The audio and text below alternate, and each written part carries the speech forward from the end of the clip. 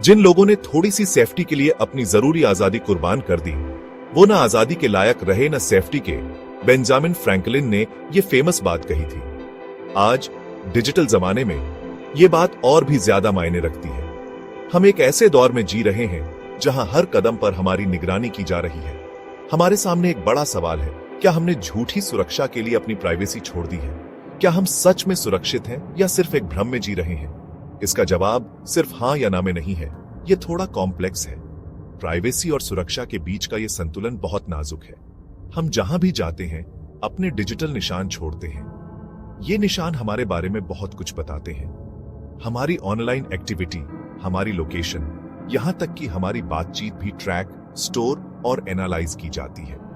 ये सब हमारे बारे में एक डिजिटल प्रोफाइल बनाते हैं। सरकारें और कंपनियां हमारी जानकारी के लिए चुपचाप लड़ाई लड़ रही हैं। प्राइवेसी कोई नया कॉन्सेप्ट नहीं है। इतिहास में लोगों ने अपनी पर्सनल जानकारी और आजादी की रक्षा के लिए हमेशा लड़ाई लड़ी है, लेकिन डिजिटल क्रांति ने हमारे प्राइवेसी के अधिकार के लिए अभूतपूर्व चुनौतियां पेश की हैं। इंटरनेट के आविष्कार ने दुनिया को अद्भुत तरीके से जोड़ा, लेकिन साथ ही बड़े पैमाने पर निगरानी का दरवाजा भी खोल दिया।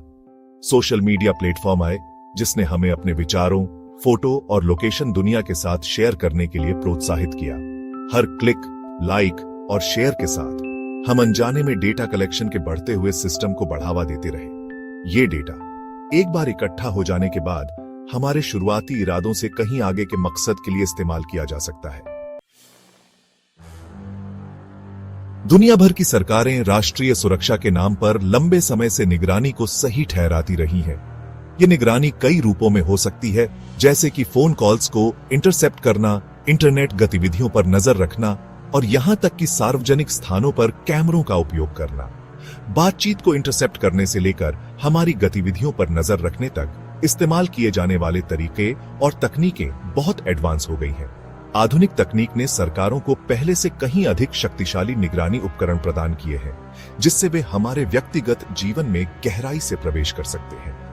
नेशनल सिक्योरिटी एजेंसी (NSA) के एक पूर्व कॉन्ट्रैक्टर एडवर्ड स्नोडेन के खुलासे ने सरकारी निगरानी कार्यक्रमों के विशाल दायरे का पर्दाफाश किया।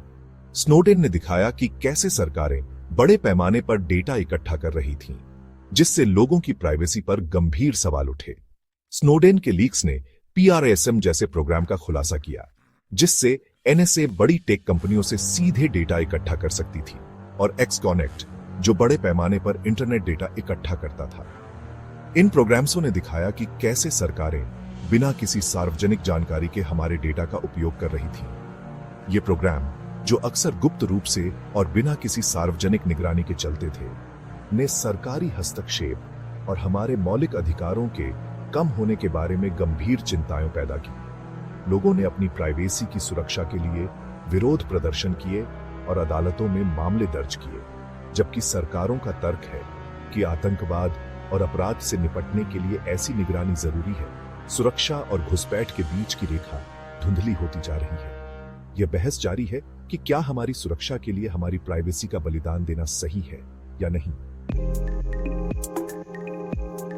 सरकारी निगरानी हमारी प्राइवेसी के लिए एक बड़ा खतरा है, लेकिन कंपनियां भी डेटा कलेक्शन के खेल में एक बड़ी भूमिका निभाती है। गूगल, फेसबुक और Amazon जैसी बड़ी टेक कंपनियों ने हमारी पर्सनल जानकारी के दम पर अपने साम्राज्य बनाए हैं। हमारी हर सर्च क्वेरी, हर देखी गई वेबसाइट, हर खरीदारी को ट्रैक, एनालाइज और हमारी जिंदगी की पूरी प्रोफाइल बनाने के लिए इस्तेमाल किया जाता है। इन प्रोफाइल का इस्तेमाल फिर हमें पर्सनलाइज्ड विज्ञापन दिखाने के लिए किया जाता है, अक्सर हमारी साफ मंजूरी के बिना। यह तरीका, जिसे सर्विलांस कैपिटलिज्म कहा जाता है, हमारे डेटा को एक ऐसी चीज मानता है जिसे मुनाफे के लिए खरीदा, बेचा और इस्तेमाल किया जा सकता है। इन प्लेटफॉर्म को चलाने वाले एल्गोरिदम हमें व्यस्त रखने के लिए डिजाइन किए गए हैं, अक्सर हमारी प्राइवेसी और भलाई की कीमत पर। सेक्शन 5, फ्री की कीमत, हमारे डेटा का कैसे इस्तेमाल होता है। हम एक ऐसी दुनिया में रहते हैं जहां कई ऑनलाइन सर्विसेज फ्री में दी जाती है। ये सर्विसेज हमें आकर्षित करती है और हम बिना सोचे समझे उनका इस्तेमाल करने लगते हैं। लेकिन सच्चाई ये है कि हम ग्राहक नहीं हैं, हम प्रोडक्ट हैं। हमारी जानकारी का उपयोग कंपनियों द्वारा किया जाता है। हमारा डेटा वो कीमत है जो हम इन प्लेटफॉर्म और सर्विसेज तक पहुंचने के लिए चुकाते हैं। ये डेटा हमारे हर ऑनलाइन कदम को ट्रैक करता है। हमारे ऑनलाइन व्यवहार का इस्तेमाल हमारी पसंद, आदतों और यहां तक कि हमारी भावनाओं का अंदाजा लगाने के लिए किया जाता है। ये जानकारी बहुत कीमती होती है। फिर ये जानकारी एडवर्टाइजमेंट्स दाताओं को बेची जाती है, जो इसका इस्तेमाल हमें सटीक रूप से टारगेट करने के लिए करते हैं। इससे उनके विज्ञापन अधिक प्रभावी हो जाते हैं। कुछ मामलों में हमारे डेटा का इस्तेमाल हमारे फैसलों को प्रभावित करने के लिए भी किया जाता है, जिससे हमारी सोच और व्यवहार पर असर पड़ता है।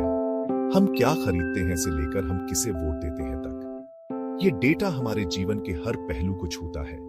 इस हेरफेर का हमारे जीवन पर गहरा प्रभाव पड़ सकता है, जिससे हम मानसिक तनाव और चिंता का सामना कर सकते हैं।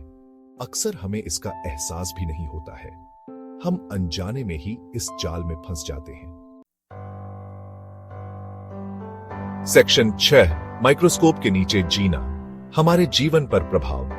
हमारी डिजिटल जिंदगी पर लगातार निगरानी का हमारे व्यवहार पर बहुत बुरा असर पड़ सकता है। इस डर से कि हमारी बातों का इस्तेमाल हमारे खिलाफ किया जा सकता है, हम अपने विचारों और राय को खुद ही रोक सकते हैं। इस चिंता से कि हम पर नजर रखी जा रही है, हम ऑनलाइन कुछ गतिविधियों में शामिल होने से बच सकते हैं। विश्वास के इस क्षरण के पूरे समाज के लिए दूर तक पहुंचने वाले परिणाम हो सकते हैं। यह असहमति को दबा सकता है, अभिव्यक्ति की आजादी को सीमित कर सकता है और डर और संदेह का माहौल पैदा कर सकता है। जब हमें लगता है कि हम पर लगातार नजर रखी जा रही है, तो सही तरीके से जीना और खुद को आजादी से व्यक्त करना मुश्किल हो जाता है। सेक्शन 7, हमारे अधिकारों के लिए लड़ाई, कानून और कमियां। प्राइवेसी की लड़ाई बदलती तकनीकों और ताकतवर लोगों के खिलाफ एक लगातार लड़ाई है। दुनिया भर की सरकारों ने हमारे डेटा की सुरक्षा के लिए कानून और नियम बनाए हैं, लेकिन ये अक्सर कम पड़ जाते हैं या उनमें कई कमियां होती हैं। यूरोपीय संघ का जनरल डेटा प्रोटेक्शन रेगुलेशन या GDPR डेटा प्राइवेसी की चिंताओं को दूर करने के एक व्यापक प्रयास का एक उदाहरण है।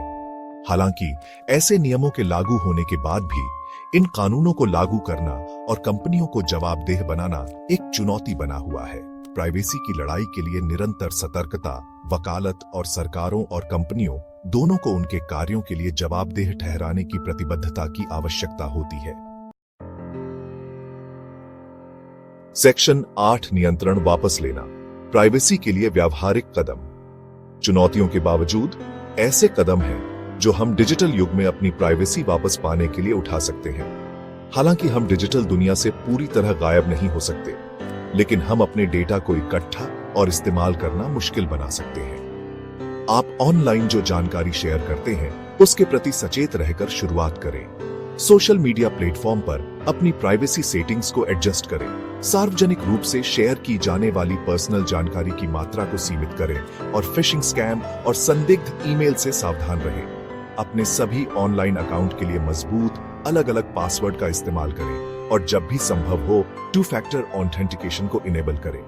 अपने डेटा और ब्राउजिंग आदतों की सुरक्षा के लिए एड ब्लॉकर्स, VPN और एन्क्रिप्टेड मैसेजिंग एप्स जैसे प्राइवेसी केंद्रित टूल का इस्तेमाल करने पर विचार करें। सेक्शन 9, प्राइवेसी का भविष्य, कार्रवाई का आह्वान।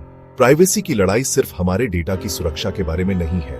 यह हमारी आजादी, हमारी स्वायत्तता और लगातार निगरानी के डर के बिना जीने के हमारे अधिकार की रक्षा के बारे में है। यह एक ऐसी लड़ाई है जिसके लिए सामूहिक कार्रवाई, जन जागरूकता और सत्ता में बैठे लोगों को जवाबदेह ठहराने की प्रतिबद्धता की आवश्यकता है।